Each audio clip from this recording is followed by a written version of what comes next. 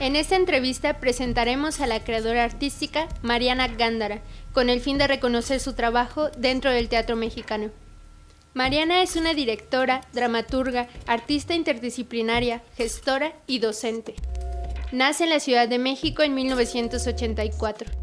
Dentro de su trayectoria como autora y directora, encontramos obras como Nadie pertenece aquí más que tú, en el 2010, Mar Fuchi, en el 2012, El último arrecife en tercera dimensión, en el año 2014, Nada siempre, todo nunca, en el 2017, y como directora en Strike, en el 2019. Fue becada del año 2011 al 2013 por la Fundación para las Letras Mexicanas y por el FONCA en el programa de jóvenes creadores en el área de dramaturgia del año 2017 al 2018. Trabajó del año 2013 al 2017 como coordinadora de artes vivas en el Museo del Chopo. Fue estudiante y docente del Colegio de Literatura Dramática y Teatro en la Facultad de Filosofía y Letras en la UNAM.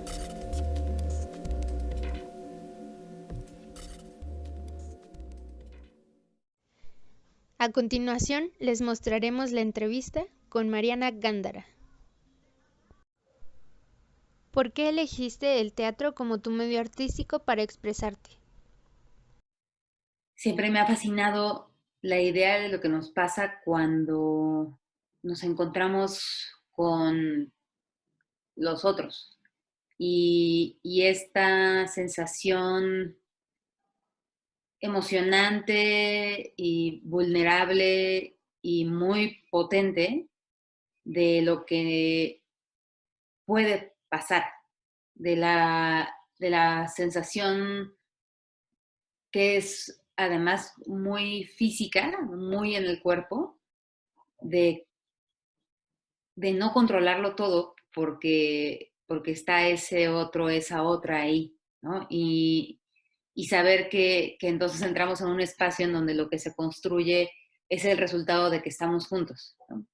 Entonces, creo que en un primer momento a mí no me eh, hacía mucho sentido, digamos, dedicarme a otras cosas eh, más que estar en eso, ¿no? Más que a buscar como las maneras en las que ese encuentro podía potenciarse, ¿no?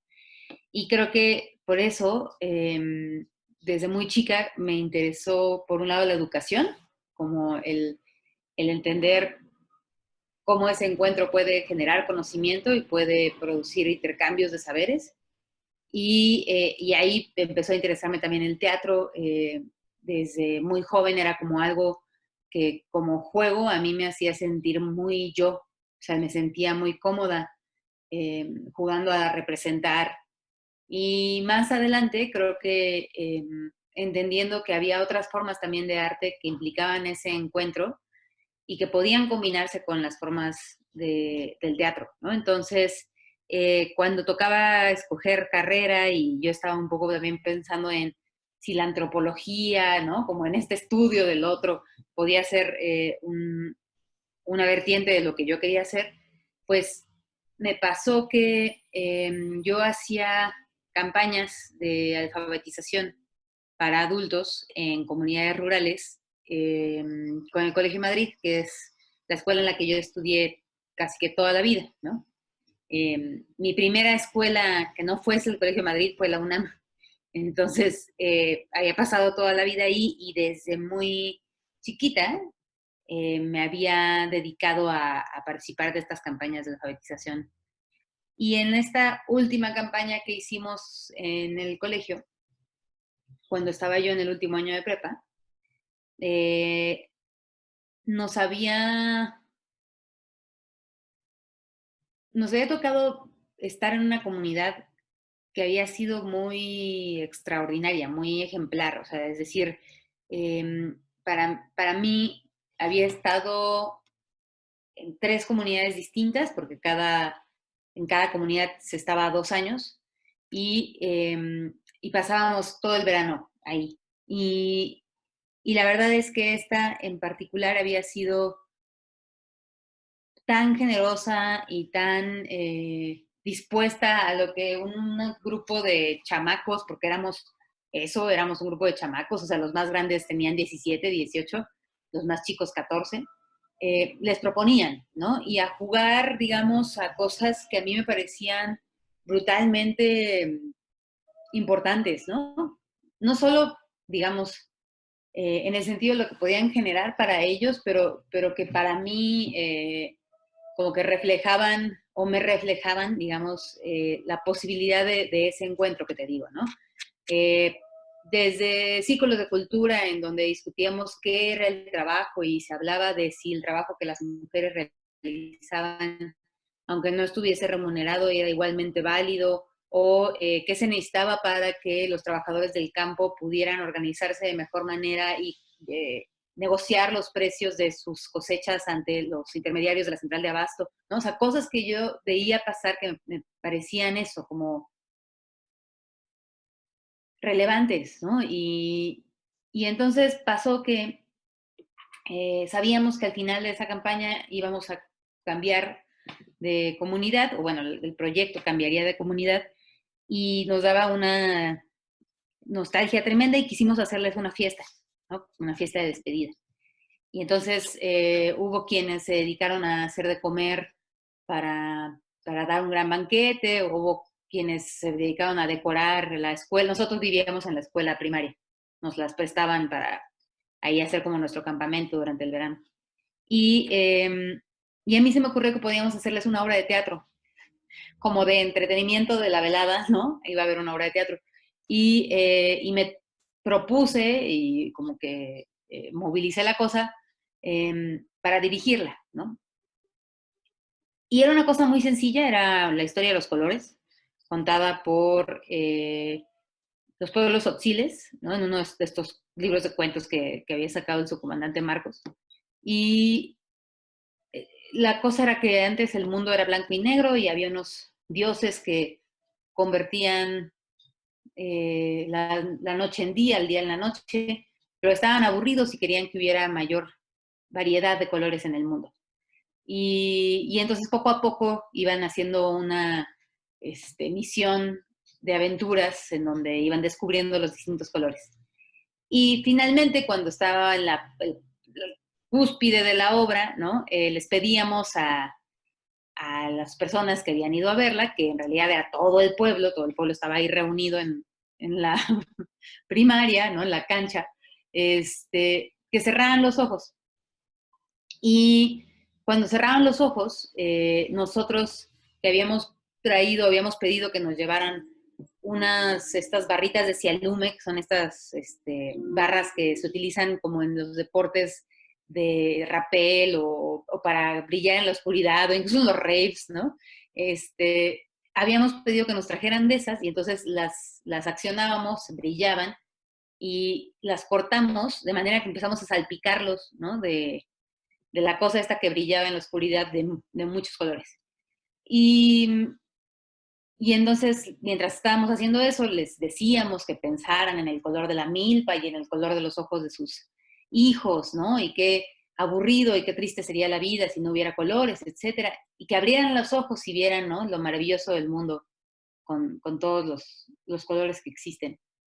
Y la reacción del público fue alucinante. Fue muy, muy, muy poderoso para mí vivir eso, ¿no? Había mujeres que lloraban, los niños se pusieron a correr, ¿no? Un señor, me acuerdo, un anciano decía que estaba muy triste de que no hubiera traído su pistola para echar balazos al cielo, ¿no? O sea, como que había una sensación colectiva de júbilo, ¿no? Y de júbilo en algo que a lo mejor puede ser tan sencillo como apreciar que existen colores en el mundo, ¿no? Eso a mí, digamos que todas las dudas que tenía sobre hacia dónde podía dirigirme se terminaron, ¿no? Y supe que tenía un camino muy claro, ¿no? En el teatro, si eso era lo que el teatro podía depararme, ¿no? Si dedicarme a hacer teatro implicaba generar espacios en donde algo así pudiera volver a ocurrir, entonces esa iba a ser como la manera en la que iba yo pues, cursar mi vida, ¿no? Y finalmente, pues también me di cuenta que quizá no solamente era el teatro, ya digamos en el camino, pues uno va eh, también abonando a la práctica de otras disciplinas, ¿no? Y quizá lo más interesante también es volverte indisciplinada, ¿no? Y empezar a pensar desde distintas eh, posibilidades en términos de la experiencia, ¿no? Creo que a mí lo que me interesa más, me doy cuenta, es generar esas experiencias en donde recuperamos la posibilidad de ser un nosotros y nos damos cuenta de qué tan poderosas somos, ¿no? Cuando estamos siendo ese nosotros. ¿Cómo funciona para ti el ser una artista interdisciplinaria? La parte más interdisciplinaria de mí tiene que ver con mi tendencia a querer jugar en equipo. Em, Creo que igual, desde muy chica, no sé por qué, no sé si es porque soy hija única, no sé si es porque fui en una escuela donde todo el tiempo nos machacaban con, con la idea de que había que hacer las cosas de forma colaborativa, yo qué sé, pero, pero la verdad es que disfruto mucho compartir mi tiempo con otras y otros, ¿no? Entonces, lo que sucedió fue que mientras yo estaba estudiando la carrera, eh, y desde siempre que había como tenido intereses por otras artes, ¿no? Sucedió que mi roomie, que era mi mejor amiga, era diseñadora industrial. Y ella, a su vez, tenía otro amigo que era programador. Y este programador se dedicaba a hacer sobre todo pues arte digital, arte sonoro, ¿no? Él era un poco más grande que nosotras, entonces ya tenía, digamos que cierta trayectoria en las artes digitales. Y Eloísa, mi amiga, había tomado un taller con él y se habían hecho buenos amigos y entonces como que llegó un punto en donde Lalo Meléndez, le propuso a Eloísa Ávila, que por qué no hacíamos algo juntos, ¿no? Y entonces esa idea de hacer, o esa noción de hacer algo juntos, pues implicaba, por, por un lado, yo acceder a herramientas, a saberes que desconocía completamente, es decir, y hasta la fecha no sé C++, no sé, o sea, no sé los lenguajes de programación que Lalo maneja, ¿no? Tampoco te podría decir cómo operar una cortadora láser, ¿no? Que es lo que sabía hacer también Eloísa, ¿no? Pero ninguno de ellos tenía conocimientos de iluminación, ¿no? O algunas de las otras cosas que yo aportaba. Entonces, creo que se relaciona con esta creencia otra vez de que aprendemos porque cada quien tiene algo distinto que aportar, ¿no? Y que todos, que no hay nadie que no lo sepa nada, que todos sabemos algo y que entonces es en el encuentro de esas diferencias en donde terminamos generando algo más interesante de lo que yo hubiera logrado sola, ¿no? Entonces, a partir de eso, digamos que, y sin pensarlo demasiado, de repente estaba yo inaugurando una exposición donde teníamos una instalación que claramente dependía de esos tres componentes, ¿no? Que era Más vale ciento volando, que ocurrió en Casa Vecina, que era un espacio que ahora ya no existe, pero era un espacio de la Fundación del Centro Histórico dedicado a las artes contemporáneas en relación con el centro. Ahí al lado de la Bota, que ahora está en la calle San Jerónimo, detrás del claustro de Sor Juana. Y nada, como que a partir de esa experiencia, yo quedé muy fascinada o sea, digamos que esto pasaba a la par que yo estaba tomando las materias de la Facultad de Filosofía y Letras en el Colegio de Literatura Dramática y Teatro. Y entonces veía muy claramente cómo ciertas cosas que yo estaba aprendiendo de lo escénico, combinadas con, ¿no? Uso de materiales, no sé qué, más la posibilidad de trabajar con arduinos, ¿no? Que son estos componentes en donde tú le dices a una computadora cómo utilizar cualquier cosa que pueda conectarse a la luz como un periférico, como si fuera una impresora, pero puede ser una lámpara o puede ser una plancha o puede ser, ¿no? Y eso se volvía muy mágico, ¿no? Porque sí, claro, podemos armar una cosa que es rarísima y que al final, conforme yo iba pensando más ideas y íbamos jugando de manera más constante, pues empezó a volver muy claramente, es que esto es un asunto de instalación, o es que esto es un asunto de una experiencia inmersiva, o es que nos está interesando ir hacia aquí o hacia allá. Y de repente darnos cuenta también de que había la posibilidad de trabajar, digamos, con otras herramientas que nos permitían hacer videoarte o empezar a abrir como esta sensación de tener una caja de herramientas, tal cual, y pensar que es una caja de herramientas comunal. Entonces, yo en esa caja de herramientas voy a traer esto que es lo que estoy aprendiendo en mi carrera y que es lo que traigo conmigo, y alguien más, ¿no? Presta su martillo y alguien pone la llave de tuercas, y entonces al final lo que sucedió fue que Colectivo Macramé, que surgió con esa primera instalación en casa vecina, se volvió esa caja de herramientas, ¿no? Más que pensarlo como una compañía de teatro, muy claramente había surgido de la posibilidad de tener las herramientas de varios en una misma cajita y ver con eso qué hacíamos, ¿no? Entonces, creo que en ese sentido, pues he hecho cosas que se pueden clasificar en distintas disciplinas, ¿no? O sea, he hecho, por supuesto, he hecho teatro, ¿no? Pero también he hecho algo que a mí me interesa quizá más como concepto, pues, que son las artes vivas, ¿no? Que es pensar cómo estas artes escénicas están atravesadas por otros saberes y otros conocimientos que no necesariamente están fincados en el escenario, ¿no? Y cómo eso propicia otro tipo de experiencias para sus interlocutores, ¿no? Algo que a mí también desde el principio me ha interesado mucho es que la gente que eh, asiste a las piezas que yo propongo y a las experiencias que propongo, forme parte de ellas, ¿no? Que no nada más los consideremos espectadoras o espectadores, y que esa posibilidad entonces detone otros momentos de la propia experiencia, ¿no? Que el hecho de que tú estés ahí esa noche, que es, digamos, básica del teatro, se radicalice, y entonces no sucede si tú no haces, no sucede si tú no dices, no sucede si tú no juegas, ¿no?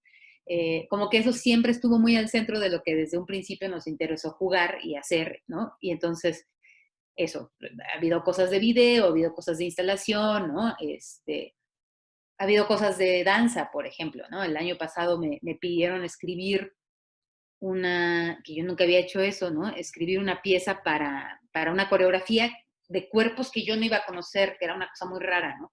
Eh, pero creo que eso, al final lo que pasa es que como que este afán interdisciplinario no es como, extrañamente no es un juego, o sea, no es para mí un logro intelectual, es más bien la consecuencia de una curiosidad vital, ¿no? Que es como, ay, ¿qué hacen los de allá? ¿No? Y entonces ir a ver qué hacen los de allá, y alguien me cae bien y entonces hacemos algo juntos, órale, ¿no? Y luego, pues, ¿qué está pasando? O sea, como que me distraigo con objetos brillantes y entonces como que distintas cosas llaman mi atención e intento aprender lo más que se pueda de eso otro, pero sobre todo como generar los vínculos y los lazos que me permitan que, que los de allá, ¿no? Las del otro lado, puedan jugar conmigo, ¿no? Entonces, desde ahí un poco el interés de lo interdisciplinario y la posibilidad de más bien de la indisciplina, ¿no? ¿Cómo se ha modificado tu propuesta teatral en la cuarentena? Pues creo que por un lado, evidentemente, la idea o la realidad de no poder tener encuentros presenciales, para mí ha sido muy complicada, porque creo que no solo a nivel laboral, a nivel también personal, yo he fincado parte de mi identidad en eso, ¿no? Y entonces creo que a fin de cuentas lo que ha sucedido es que hemos estado pensando en cómo lograr la posibilidad de ese encuentro a la distancia, ¿no? Y cómo producir algo que de alguna manera permita que esta sensación de que somos nosotros no se pierda, ¿no? O se potencie. Entonces, en abril hicimos un videoarte comisionado por Teatro UNAM, que se llama Fuimos Lobos, y la idea de Fuimos Lobos es justo proponer una serie de ejercicios artísticos, que es también algo con lo que hemos estado jugando en los últimos años, que nos permitan desde la distancia y de forma asincrónica generar esa comunidad y esa colectividad que tanto extrañamos que nos da la posibilidad del teatro, ¿no? Y creo que la otra cosa que ha pasado es sí como una revalorización de la pausa también. O sea, es decir, creo que en este momento no es que estemos para nada, me atrevería a decir como detenidas, ¿no? Hablo en femenino porque la mayoría de las colaboradoras con quien trabajo en Macramé son mujeres. Entonces yo creo que todas estamos trabajando un montón, pero creo que todas estamos trabajando ahorita en otras cosas, ¿no? Porque también había esta sensación como de evitar que el imperativo de producción fuese lo que identificara esta pandemia, ¿no? O sea, justo tenemos una obra que se llama Nada, Siempre, Todo, Nunca, que va de la sensación de que tu tiempo no es tuyo y de cómo el trabajo genera un desgaste y una situación de precariedad con la cual no estamos logrando lidiar, ¿no? Y de manera todavía más específica, cómo la transformamos, ¿no? Cómo hacemos que no sea eso el cotidiano. Entonces, creo que un poco lo que ha pasado es que no nos hemos sentido obligadas a crear, ¿no? O sea, hicimos esto ahora en abril, ¿no? Y creo que por el momento con eso estamos bien, ¿no? Con la sensación de que lo que sea que creemos ahora, ¿no? Tendrá que surgir de un espacio gozoso también, ¿no? De una necesidad personal más allá, digamos, de la sensación de la urgencia, ¿no? Que no quiere decir que no necesitemos comer, por ejemplo, ¿no? Pero creo que en este momento, cuando menos a mí lo que me pasa o lo que me atraviesa, ¿no? Es esta sensación de, bueno, tengo otros roles y otros trabajos que me permiten estar tranquila en ese sentido, ¿no? No quiero hacer de mi espacio de creación un espacio en donde resuelvo desde la urgencia, ¿no? La urgencia en la peor de sus acepciones, ¿no? Como si fuera, como si el espacio de lo creativo fuese, o terminase siendo una imposición, ¿no? Y eso es lo que me interesa evitar en ese sentido. Sí, como por ahí. Creo que evidentemente la sensación es que la cuarentena es un espacio ya como extendido sobre el tiempo, ¿no? Que no sabemos cuánto tiempo más va a durar. Y entonces lo que está sucediendo es también como la exploración de otras posibles maneras de estar juntas, ¿no? O sea, creo que a mí en lo personal no me interesa hacer teatro en Zoom.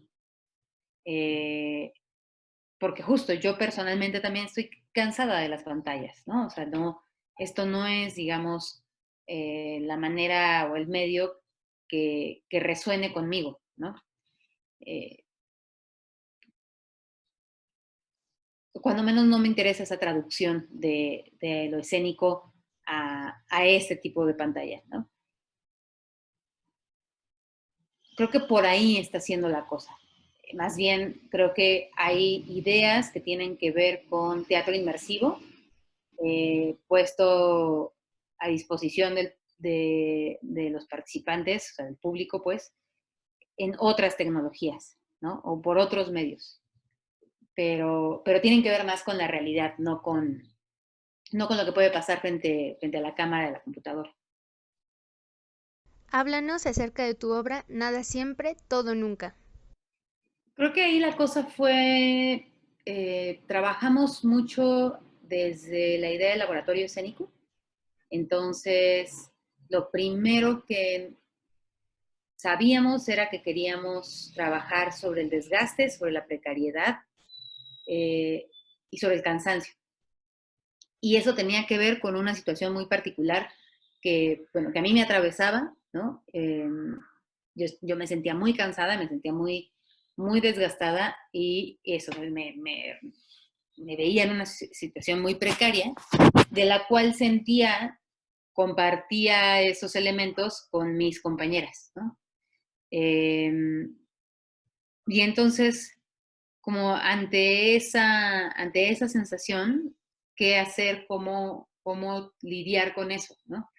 Y cómo generar una pieza a partir de eso. Entonces, empezamos el proceso de laboratorio, donde la idea era poner en juego ciertas de estas premisas, ¿no? Eh, cómo se crea desde la noción de lo precario, cómo jugamos con el cansancio, dónde aparece, de qué manera podemos proponer imágenes que nos lleven a esos puntos, ¿no? Y finalmente lo que sucedió fue que llegamos muy rápido a la idea del tiempo, ¿no?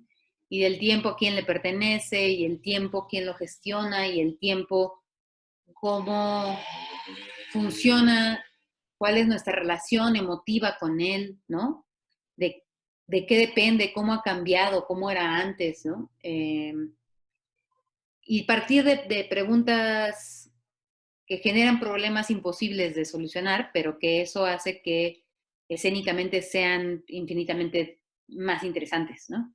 Entonces, se nos ocurrió que una de las cosas que podemos hacer era intentar detener el tiempo y que es bonito jugar con una premisa que sabes de entrada que es fallida, ¿no? Eh, o que parece imposible, ¿no? Porque el intento de lograr lo imposible va a ser absolutamente fascinante, ¿no? Para quienes lo están llevando a cabo, para quienes lo miran, para quienes deciden participar de eso, ¿no? Entonces, ¿cómo traduces esa idea a soluciones escénicas? ¿Y de qué manera ese espacio, esa luz, ese vestuario, ese trazo pueden potenciar la sensación de esa búsqueda que estás haciendo, ¿no? De esa premisa absurda, ¿no? Entonces, creo que las propuestas que están puestas en la obra tienen que ver con eso, ¿no? Eh, primero, con un trabajo de exploración muy exhaustivo para entender qué podíamos hacer en términos de metáforas, ¿no? O sea, cómo traducir estas cosas que nosotros estábamos encontrando y que nosotros estábamos investigando, ¿no? Desde nuestros cuerpos, desde las lecturas que estábamos llevando a cabo, desde las discusiones que teníamos en nuestro proceso de laboratorio, cómo traducir eso a una escena y cómo traducir eso a los distintos componentes del hecho escénico, ¿no? Entonces, a partir de eso es que todo lo demás se va configurando, ¿no? Y de pensar en eso, de pensar, por ejemplo, eh, qué imágenes logran conservar algo de esa idea que estamos queriendo transmitir, compartir, ¿no? Porque no es una idea, o sea, el juego no es digamos, como una cadena de comunicación simple en donde nosotros tenemos un mensaje y somos las emisoras y el público lo recibe y se acabó, ¿no? Queremos que haya una cosa circular, pero, pero pensar, por ejemplo, ¿no? Eh, ¿qué, ¿Qué imágenes nos dan la sensación del paso del tiempo, ¿no? Y qué imágenes que nos dan la sensación del paso del tiempo ponemos a disposición del juego escénico para que sumadas a un texto específico, por ejemplo, ¿no? provoquen una sensación particular en las y los espectadores, ¿no? Y entonces les empiece a, como haríamos nosotras cualquier calentamiento para disponernos a la escena, les empiece también a ellos y a ellas a disponer a ese juego, ¿no? Entonces, por ejemplo, pensar en una vela que se consume, ¿no? Porque otra vez estábamos girando sobre el desgaste. Entonces, una vela que se consume es una imagen que claramente contiene el paso del tiempo en sí misma. Vamos a poder ver, ¿no?, cómo algo transcurre. Y si esas velas están en los dedos de una de las actrices, ¿no?, y si ella con sus manos es capaz de modificar y de manipular el paso, ¿no?, esa imagen del paso del tiempo, y si mientras ella manipula esa imagen del paso del tiempo nos habla sobre lo que hemos dejado atrás, y si mientras ella habla, no sé qué, camina entre los espectadores, entonces empieza a volver como una cosa de sumatoria, ¿no?, en donde la idea es ir generando capas de significado, ¿no?, y que eso que logra el lenguaje escénico de manera tan clara, que es tener distintas líneas y en cada una poder colocar significantes y entonces en su sumatoria producir una experiencia de significado para las espectadoras y los espectadores. Eso creo que es como el trabajo, digamos, que vamos haciendo de manera muy, ahí sí quizá de filigrana, pues, ¿no? Porque no son procesos breves, pero de ir encontrando, ¿no? Y entonces pensar cómo en cada una de estas posibilidades de expresión que tiene el teatro, vamos a ir depositando, ¿no?, otra posibilidad de esa misma idea, ¿no? De forma que evitemos que las cosas estén sobreactuadas o se sientan sobreactuadas, por ejemplo, ¿no? O que se sientan demasiado obvias o que se sientan del todo resueltas, ¿no?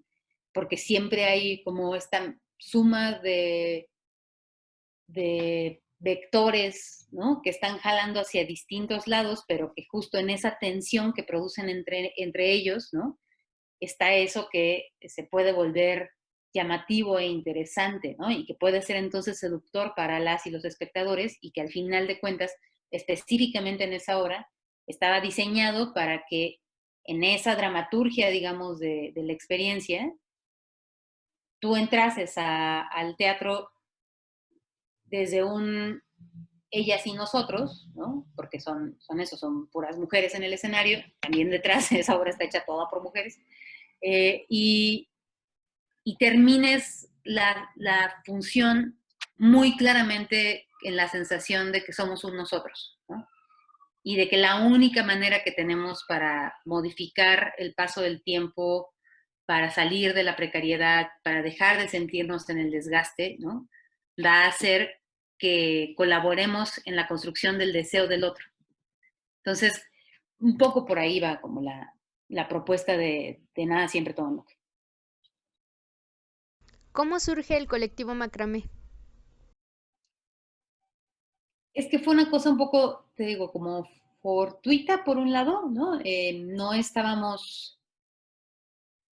buscando generar un colectivo y entonces hicimos un trabajo de meses para configurar, ¿no? No, o sea, fue una cosa más bien como de que queríamos hacer y entonces desde ese lugar del querer hacer, eh, teníamos de repente una instalación que estábamos haciendo de manera colaborativa y nos pidieron en casa vecina que evidentemente necesitaban el nombre de quienes estaban haciendo esto, ¿no? Y un poco como cuál era su statement y cuál era nuestra semblanza, era como de, no tenemos nada de eso. Y entonces terminamos poniéndole el nombre porque nos lo pidieron, ¿no? O sea, no fue como, o sea, igual puede estar fatal que yo te cuente, yo te lo cuente así, pero la verdad es que así fue como sucedió. Y creo que lo que ha sido muy bonito de eso y muy interesante de eso es que a 10 años de ese momento, a 10 años de ponerle nombre a algo porque, ¿no? Nos lo están solicitando y bueno, ¿qué nos vamos a inventar? La realidad es que como todo se hizo desde la intuición, es muy honesto. O sea, no ha habido y no habrá nunca, creo, una postura pretenciosa dentro de lo que significa el colectivo macramé, ¿no? Y tampoco habrá nunca una idea fija de lo que significa el colectivo macramé, porque puede ir mutando, ¿no? Porque en este momento hay gente en Suiza haciendo cosas que también son el colectivo macramé y porque a lo mejor mañana acá decidimos que el colectivo macramé también va a ser una tienda o un puesto de quesadillas o un taller mecánico, yo qué sé, ¿no? O sea, creo que parte del juego y al juego se debe. Entonces, no hay como mayor receta en su configuración eh, que el gusto por hacer de forma colaborativa con la intención de provocar un juego compartido. O sea, eso sí ha estado desde el principio, ¿no? Y creo que lo bonito es que ese germen que dio vida a todo lo demás se mantiene vigente, ¿no? Sigue siendo eso, sigue siendo un espacio para invitar a otras y a otros a hacer cosas que luego, ¿no? Compartamos con unos nuevos, otros y otras, para jugar juntos, ¿no? Y esos juegos nos develan algo sobre quiénes somos, cómo quisiéramos ser, qué nos lo impide, ¿no? ¿Cómo funciona y cómo se crea el enlace del colectivo con Suiza? Pues surge porque Eloísa Ávila, se enamoró de un suizo colombiano y se casaron y se fue a vivir a Suiza. Entonces, en el momento en el que Eloísa dejó de estar en México, eh, otra vez como que a ninguna de las dos se nos hizo raro que ella siguiera haciendo cosas y esas cosas que siguiera haciendo fueran del colectivo macramé y las cosas que yo siguiera haciendo fueran del colectivo macramé. Y ahí sí ya empezábamos a pensar un poco como en términos de, a ver, esto evidentemente suma, ¿no? O sea, en el momento en el que Eloísa tiene que pedir apoyos al gobierno central de Zúrich, ¿no? Y lleva un portafolio que habla de lo que se está haciendo en México, eso abre puertas. Y lo mismo pasa aquí, ¿no? En el momento en el que yo digo, y tenemos esta serie de actividades y de acciones y de proyectos que hemos hecho en Berna, en Ginebra y en Zúrich, eso aquí abre puertas. Entonces, como que otra vez un poco respondió a la vida, ¿no? Y a los deseos de quienes estaban haciendo macramé en ese momento, y que seguimos haciéndolo, pues, pero, pero de ahí descubrimos otras cosas, ¿no? Como decir, claro, es que esto, al final de cuentas, potencia lo que es el proyecto, ¿no? Y creo que esa permeabilidad y esa posibilidad de generar un espacio poroso, un espacio flexible, un espacio que no se toma a sí mismo demasiado en serio y entonces puede ir mutando, ¿no? Creo que eso ha ayudado a que siga existiendo, ¿no? Y a que en lugar de que cuando Eloísa se iba, dijéramos, bueno, pues ya, se acabó, ¿no? Porque si no puede ser como ha sido, pues entonces al revés, es como se va, qué bonito que se vaya porque está siendo feliz, ¿no? Y qué bonito que pueda seguir haciendo cosas allá, ¿no? Y sí hemos logrado, al paso de los años, hacer cosas juntas, ¿no? Y juntos, porque bueno, implica muchas otras personas, ¿no? Pero pensar en, ok, alguien en Suiza tiene intención de hacer algo con personas sordas y personas oyentes, y entonces nosotros vamos a ver cómo podemos colaborar a través de un taller que no sé qué, ¿no? Y entonces empiezan a generar proyectos entre ambos lados del charco, ¿no? Pero otra vez fue algo que pasó porque porque así nos lo estaba pidiendo la vida, ¿no? ¿Qué te motivó a dirigir la obra Straight?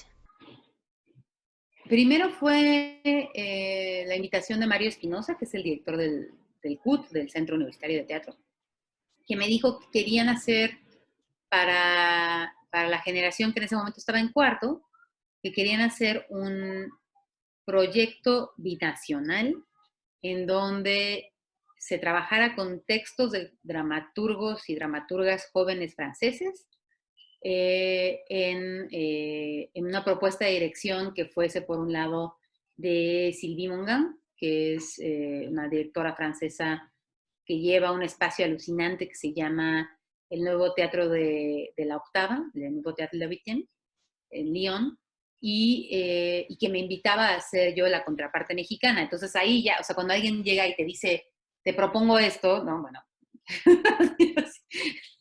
no haces más que agradecer, ¿no? Y decir que sí, ¿no? Entonces, me interesaba muchísimo, justo otra vez, como que son estas cosas en donde el proyecto ya de sí es súper emocionante, ¿no? Y pensar en qué significa o sea, no sé, no tengo idea de quiénes son estos jóvenes dramaturgos franceses, ¿no? A Sylvie ya la conocía, me gustaba mucho su trabajo. Y entonces cuando llegaron los textos, que los tres eran muy buenos, me pasó que yo los fui leyendo, primero leí Atomic Man, luego leí Besos de Lota y al último leí Straight. Y yo era una época un poco extraña de mi vida, tenía muchos trabajos. Fue un poco contraproducente el asunto porque cuando yo empecé a hacer nada siempre, todo, nunca, fue cuando decidí renunciar al Museo Universitario del Chopo, ¿no? Porque quería crear y porque me sentía muy cansada y todas estas cosas, ¿no? Y paradójicamente, terminé luego teniendo una etapa en mi vida en donde tenía todavía más trabajo que en la etapa anterior. Entonces, yo estaba tomándome un café en un Starbucks, eh, leyendo la única hora que me faltaba, ¿no? Como que llevaba días cargando con los engargolados, como uno hace en nuestra bella profesión, ¿no? Traía la mochila con la computadora y los engargolados y la fregada. Y entonces, como que ya quería haber leído las tres y empezar como a trabajar y demás. Y terminé de leer Straight y me puse a llorar, pero a moco tendido. Me daba un poco de vergüenza porque justo no es, o sea, estaba en un Starbucks, que era el peor lugar para que esto sucediera. Como por 15 minutos eran, o sea, no podía parar. Y me di cuenta que no había sentido de pensar siquiera en que yo dirigiera alguna de las otras. O sea, iba a ser una discusión muy amable, muy amorosa, pero yo tenía que hacer esa, ¿no? Tenía que trabajar con ese material porque aunque se trataba de Sudáfrica y aunque fuese, ¿no?, un conflicto de los hombres heterosexuales sudafricanos hacia las mujeres y en particular a las mujeres lesbianas sudafricanas, ¿no? Pues a mí como mujer heterosexual mexicana me seguía atravesando, ¿no?, ese dolor y conectaba con un dolor, ese sí, muy propio de ser una mujer mexicana en un país en donde nos asesinan, ¿no?, a diario y el país sigue, ¿no? Y entonces saber que esos temores, pues eran temores que resonaban en mi cuerpo, ¿no? Saber que yo sé del temor de regresar a casa sola, saber que yo sé de la sensación de no estar segura mientras caminas por la calle, ¿no? Y que había otras cosas que quizá íbamos a tener que hacer, la operación que hace siempre el drama, ¿no? En términos de generar un espacio empático para que aquello que a lo mejor yo no he vivido en carne propia eh, pueda también yo ser vehículo de esa historia, ¿no? Pero me parecía muy complicado que no hubiera una sensación de identificación como la que me había pasado en nuestro país. O sea, sabía yo que ese texto iba a ser muy poderoso si lo hacíamos bien, ¿no? O sea, si realmente nos aventábamos el clavado de hacerlo en serio, ¿no? Y iba a depender también del grupo de estudiantes con los que me tocara trabajar, podíamos lograr algo, pues francamente, muy, muy potente. Y los y las actrices con las que pude colaborar para esto, pues son increíbles. Entonces, al final salió algo de lo cual yo estoy muy, muy orgullosa. ¿Cómo llevas el feminismo a tu creación teatral? Okay. Sí, me considero feminista.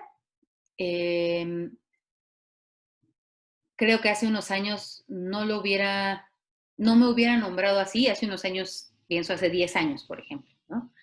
Una vez nos invitaron a una mesa justo de discusión sobre el tema y me llama mucho la atención cómo todas las que estábamos en esa mesa no nos llamábamos, no nos autonombramos feministas en ese momento y 10 años después todas estamos clarísimamente, ¿no? Nos identificamos como feministas y estamos en parte de un activista feminista.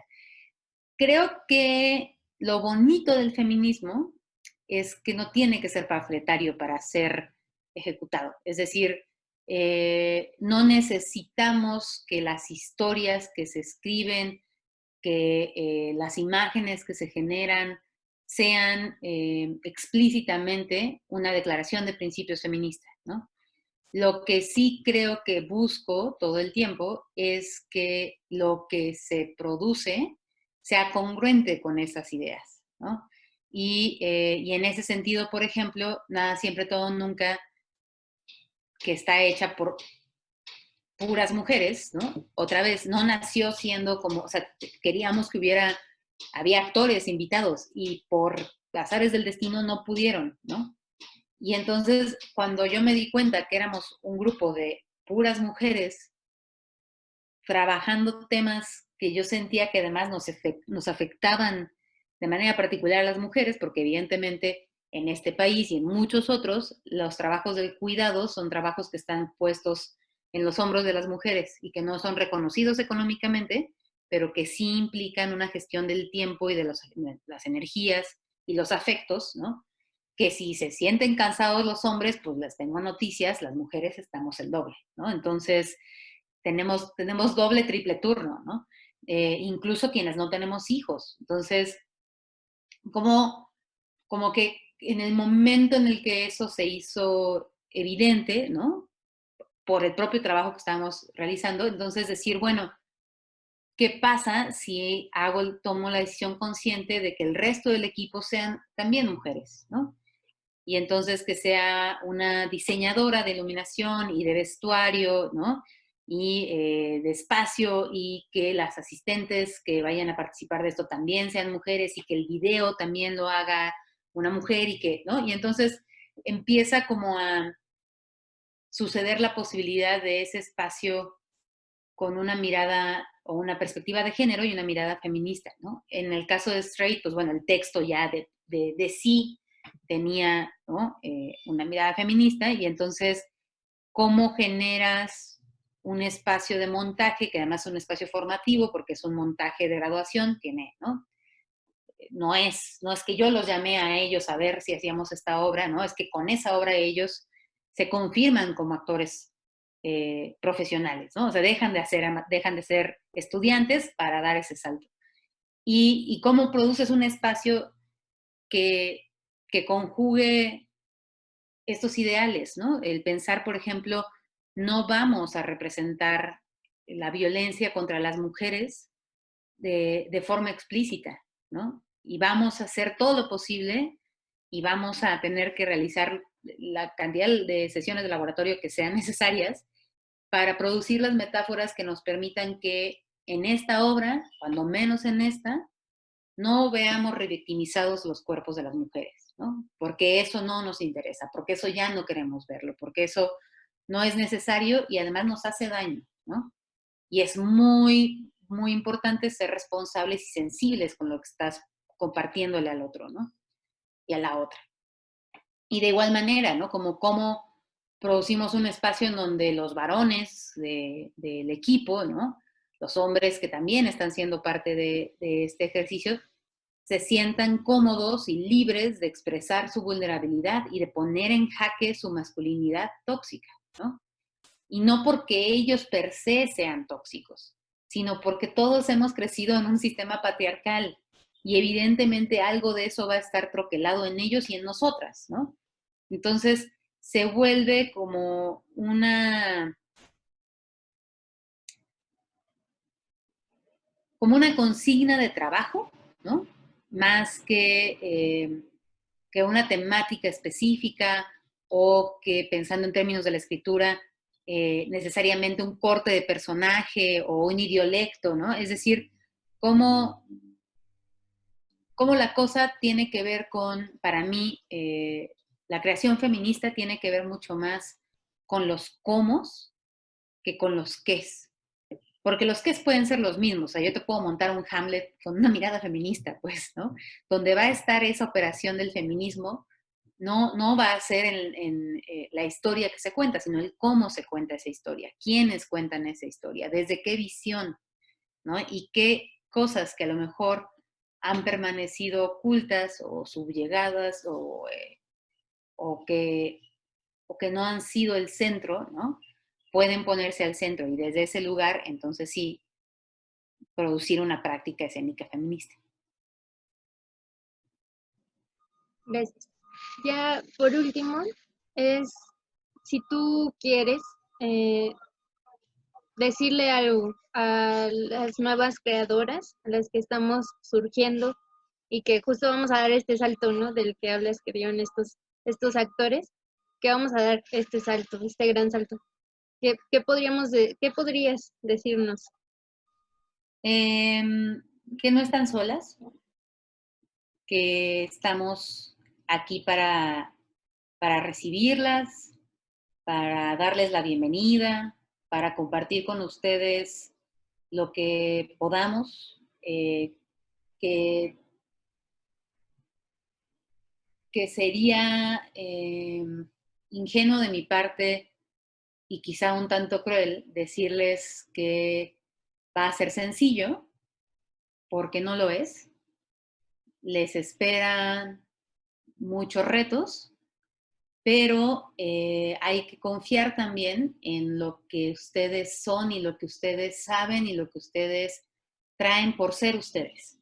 Y en el momento en el que ustedes confíen en su propia voz y encuentren en ese ejercicio honesto de sus capacidades escénicas la fuerza para enfrentarse a esos retos, los van a superar todos.